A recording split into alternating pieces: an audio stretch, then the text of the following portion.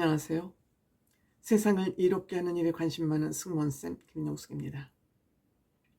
대한민국에 한동훈이라는 정치인이 샛별처럼 등장하면서 참 재미있게 정치판이 돌아가고 있습니다.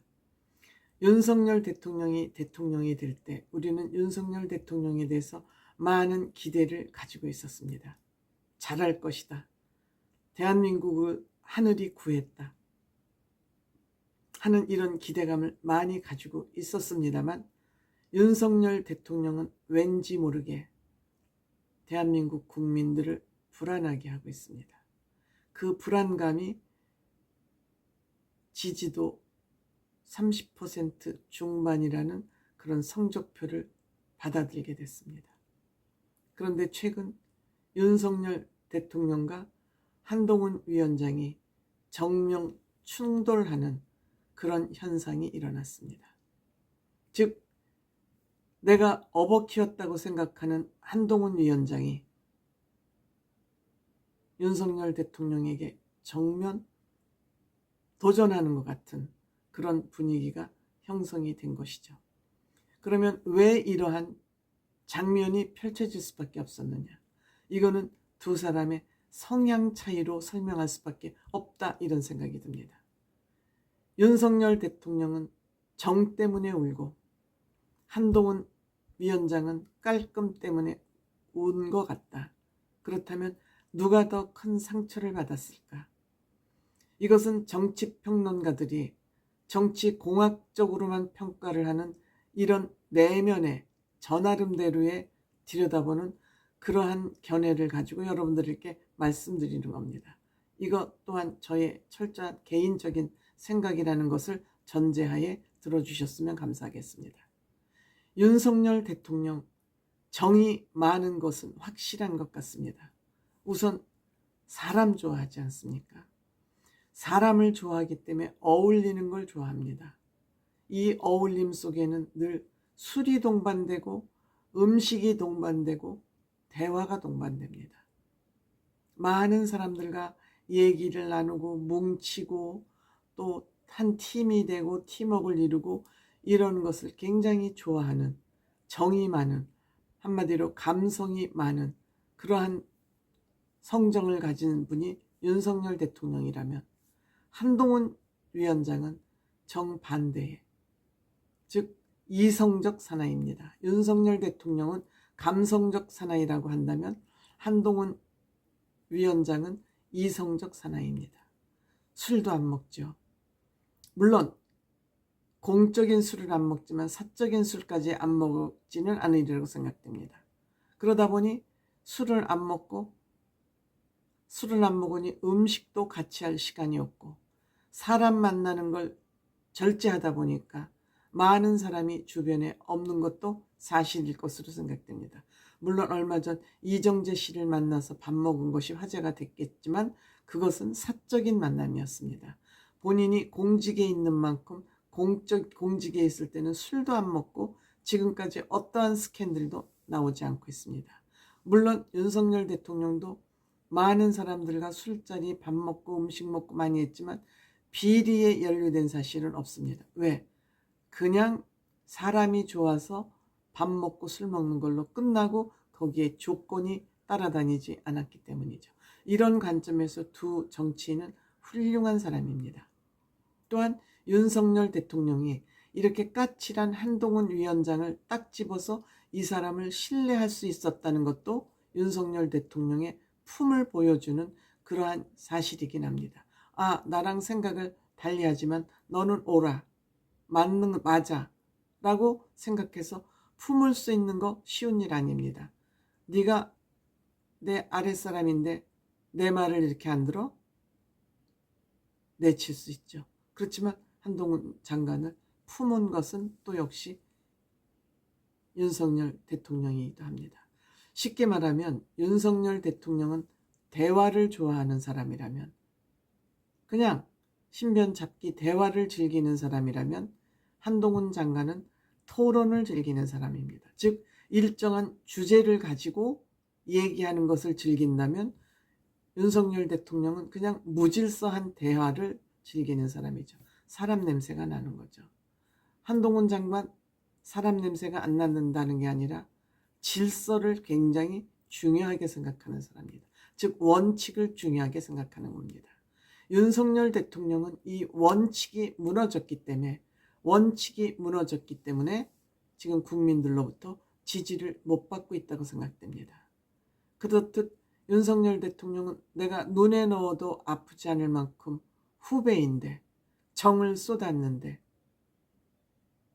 내가 국민의힘 비대위원장까지 만들어줬는데 어떻게 나한테 이럴 수가 있어? 나한테 이럴 수가 있어의 그 핵심은 김건희 여사에 대한 문제를 해결하는 과정에서 충돌한 거죠. 제가 말씀드렸죠. 김경률 비대위원과 이수정 교수, 이런 사람들이 한동훈 장관의 숙제를 대신해주고 있다. 그런데 이런 사람들이 그러한 김건희 여사 사과를 해야 된다는 얘기를 하고 있는데 왜 그걸 말리지 않느냐. 서운하다. 내 아내 김건희 여사를 좀 막아줘야지 왜 그걸 막아주지 않느냐. 이런 것이 한동훈 위원장에 대한 섭섭함이었을 것 같습니다. 근데 정의 많은 윤석열 대통령은 내 아내를 보호해야 된다는 생각이 앞섰고, 한동훈 장관은 내가 윤석열 대통령 때문에 정치적으로 여기까지 온 거는 맞지만 공은 공이고 사는 사다. 즉 윤석열 대통령도 조직에 충성하지 사람에 충성하지 않는다고 그랬잖아요. 그런데 이거를 딱 들은 한동훈 장관이 나도 조직에 충성하지 않고 사람에 충성하지 않고 조직에 충성한다. 내가 윤석열 대통령하고의 사사로운 그 정을 선택해서 내가 국민의힘 대표로서 해야 될 일을 안 한다면 그거는 사람에 충성하고 조직에 충성하지 않는 거다. 이런 판단을 할 수 있습니다. 저는 바로 윤석열 대통령이 이 정에 휩쓸려서 내 아내 김건희 여사의 잘못된 일을 사과를 하게 하고, 아니면 본인이 사과를 못하겠다 그러면 본인이라도 젠장 나서서 이 사과를 했어야 되는데 이것을 미적거리고 안 함으로써 호미로 막을 것을 가래로도 못 막고 결국은 폭발하고 만 것입니다. 이것이 윤석열 대통령과 한동훈 위원장의 충돌입니다. 그러면 여기서 누가 상처를 많이 받았을까요? 한동훈 장관은 공은 고고 사는 사기 때문에 이러한 충돌에도 상처 별로 받지 않습니다. 다만 정이 많은 사람이 상처를 받을 수밖에 없는 그런 구조입니다. 늘 정이 많은 사람들은 상처를 많이 받습니다. 최선을 다해서 했는데 네가 나한테 이럴 수 있어? 그건 해봤자 넋두리에 지나지 않습니다. 저는 한동훈 장관이 언론에서는 90도 인사를 했다. 윤석열 대통령은 그때 같이 일할 때 입었던 패딩을 입고 갔다. 언론에서는 이런 것들을 평론하는 걸 들으면서 참 황색지 유치찬란하다. 이런 생각을 저는 하고 있습니다. 어쨌든 한동훈 장관은 어깨에 이번 총선에서 반드시 이겨야 된다. 그런 엄청난 미션이 주어져 있습니다. 이 총선에서 지면 나는 정치고 뭐고 간다. 한동훈 장관 이미 총선 후에 내 스텝이 꼬여 있다는 것을 예측하고 있습니다. 그런데 김건희 여사 문제를 해결하지 않고는 총선에서 이길 수 없기 때문에 머리 좋은 사람이 그거 몰랐겠습니까?